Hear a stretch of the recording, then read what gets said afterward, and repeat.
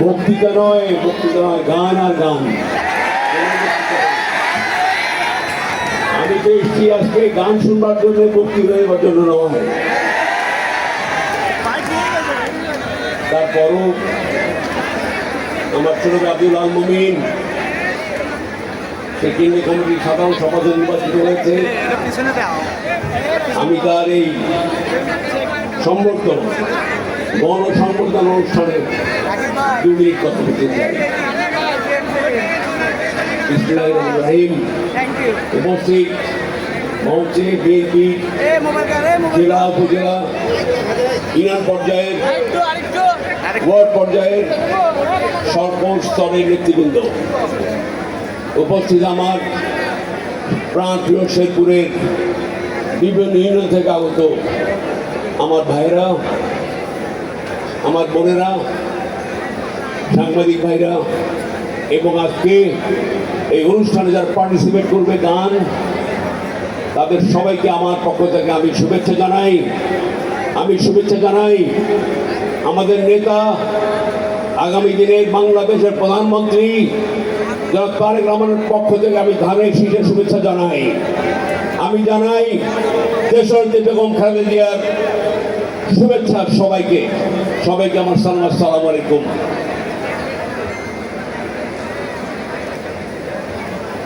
তরুণরা আজকে অনুষ্ঠানের প্রাণ, তারুণ্যই প্রাণ, গানই প্রাণ, নাকি গানই প্রাণ। যে গান পছন্দ করে না তার মধ্যে মানবিক বা মানসিক সমস্যা থাকতে পারে। প্রতিটা মানুষের গান হচ্ছে প্রাণ, তবে সে গান হতে হবে সুরুচিপূর্ণ। কুরুচিপূর্ণ গান আমরা শুনতে চাই না। আমরা বিগত ফ্যাসিস্ট আমলে দেখেছি সমস্ত নাটক, তারপরে সিনেমার সমস্ত ফেমাস, বিখ্যাত বলবো না আমি, কি বলবো আর, তাদের নিয়ে অনেক কিছু আমরা দেখেছি। সেটা অত্যন্ত কুরুচিপূর্ণ অনুষ্ঠান দেখেছি টেলিভিশনে। এসব আমরা দেখতে চাই না। আমরা গান শুনবো, আবারও বলি সবার গান শুনবো, নজরুল গীতি শুনবো, রবীন্দ্রসঙ্গীত শুনবো, কাওয়ালি শুনবো, তারপরে কি বলে এটা, ব্যান্ড শুনবো, ঠিক না?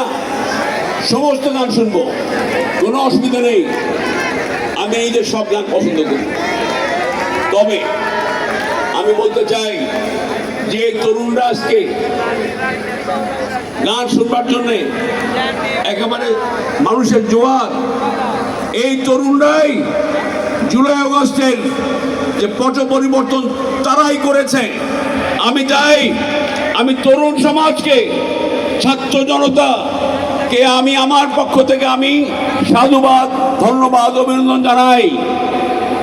যে তরুণরা গান শোনে তারাই প্রয়োজনে ফ্যাসিস্ট দমনের জন্য বন্দুক ধরতে পারে।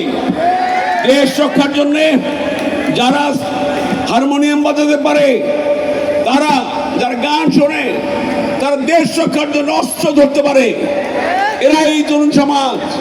আজকে বাংলাদেশ সহ এই বিশ্বের 60টি দেশে চেঞ্জিং তরুণরা দুর্নীতিবাজ সরকার, ফ্যাসিস্ট সরকারদের হটিয়ে দিয়েছে ভাইরা আমার, যেমন বাংলাদেশ অন্যতম।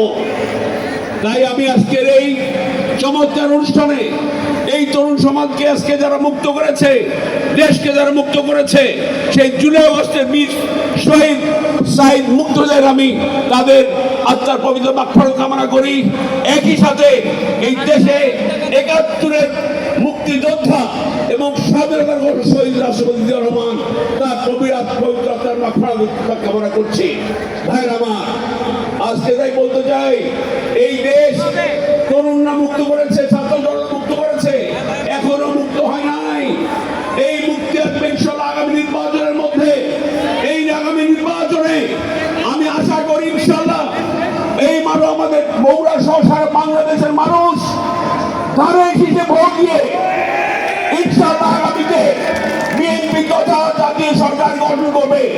সেই সরকারের প্রধান হবে কে? তারেক রহমান।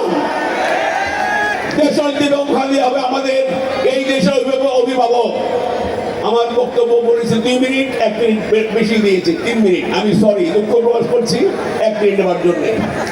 আমি আজকের আয়োজক বৃন্দকে আমি সবাইকে ধন্যবাদ জ্ঞাপন করছি এবং দর্শক শ্রোতা আমিও আপনাদের সাথে ইনশাআল্লাহ গান শুনবার জন্য যোগদান করছি। এই শুভেচ্ছা সবাইকে আবার শুভেচ্ছা জানিয়ে আমার বক্তব্য শুভেচ্ছা আল্লাহ হাফেজ। বাংলাদেশ জিন্দাবাদ।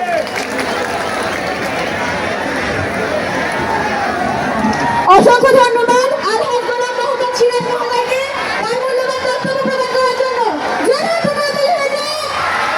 আর কিছুক্ষণের মধ্যে আপনার সকলের প্রিয় সোনার বাংলা ব্যান্ড উঠবে।